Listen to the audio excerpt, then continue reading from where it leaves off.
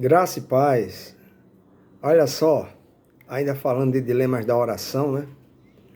A Bíblia deixa claro que uma oração ela pode ficar sem resposta por causa de uma falha de quem ora, e não por causa da oração em si.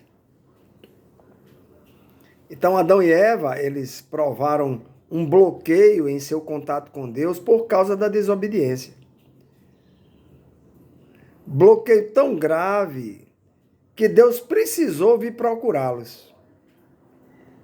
Foi necessário que Deus viesse procurá-los, porque a comunicação com eles já estava quebrada por causa do pecado, e Deus sabia.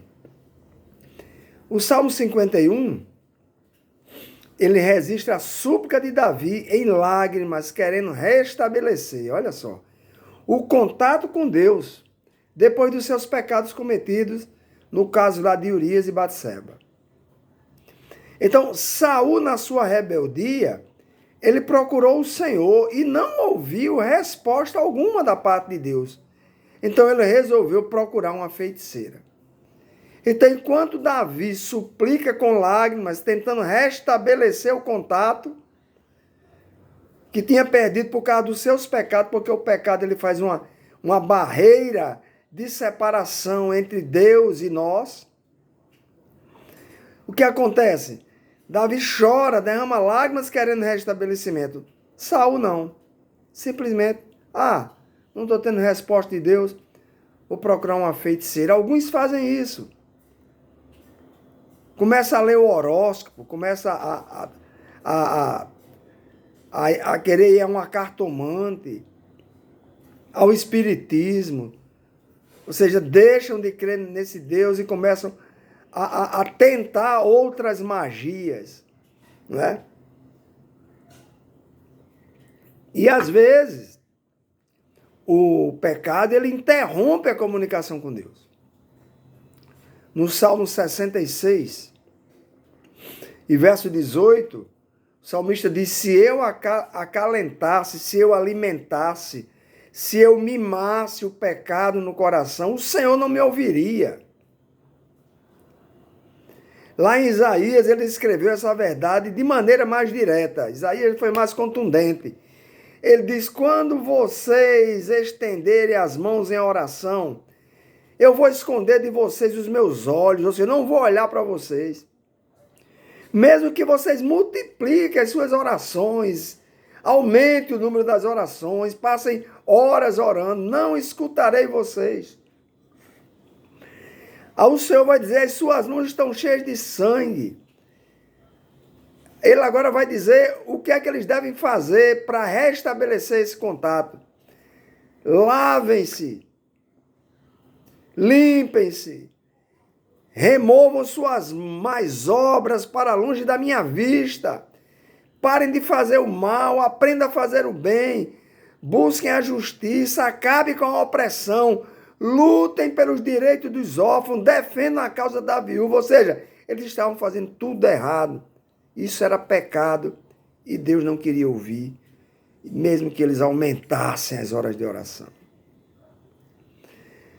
Neste salmo, Deus declara que, de modo explícito, claro, sem restrições, que além do nosso estado espiritual particular, a nossa justiça social, que é amparar as viúvas, os órfãos, etc. e tal, ela exerce também a influência sobre o modo pelo qual nossas orações são recebidas.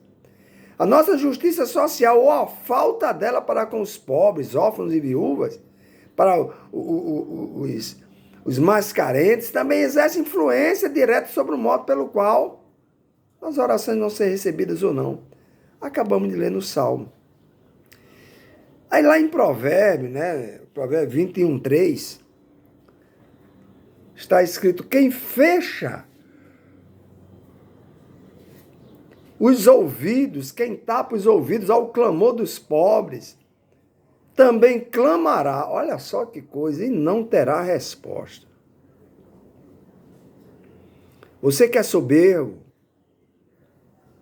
você que às vezes para o carro num semáforo, e um rapazinho daquele vem tentar limpar seu para-brisa e você dá um tranca nele, você só falta açoitá-lo, expulsá-lo, vai devagar.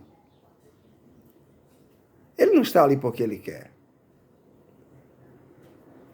Você pode dizer, não, mas ele não estudou porque não quis. Mas ele não... Não.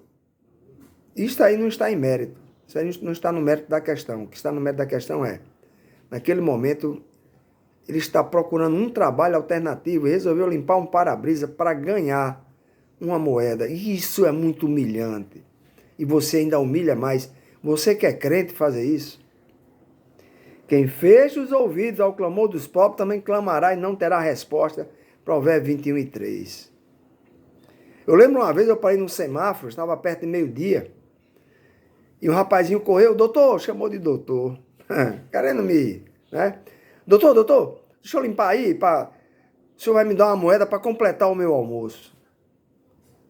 E eu fiz assim para ele, beleza, ele limpou. Quando ele estendeu a mão, eu dei R$2. Eu me coloquei no lugar daquele jovem. E de repente, ele quando pegou os R$2, ele olhou para mim e disse, doutor, o senhor acaba de completar a minha quentinha do almoço. Vou agora mesmo comprar. E saiu correndo disparado para uma marmitaria para comprar a quentinha do almoço. Gente, isso não tem preço. Meu coração ficou regozijado, meus olhos se encheu de lágrimas. Porque eu poderia estar no lugar daquela pessoa. Lá em 1 Pedro, capítulo 3, verso 7, Pedro diz, os maridos sejam delicados com suas mulheres e as tratem com respeito, de forma que não sejam interrompidas as suas orações. Então, quando você trata sua mulher no coice, no açoite, né, não respeita ela, nem a forma dela ser, suas orações são interrompidas, querido. Ou a Bíblia está mentindo?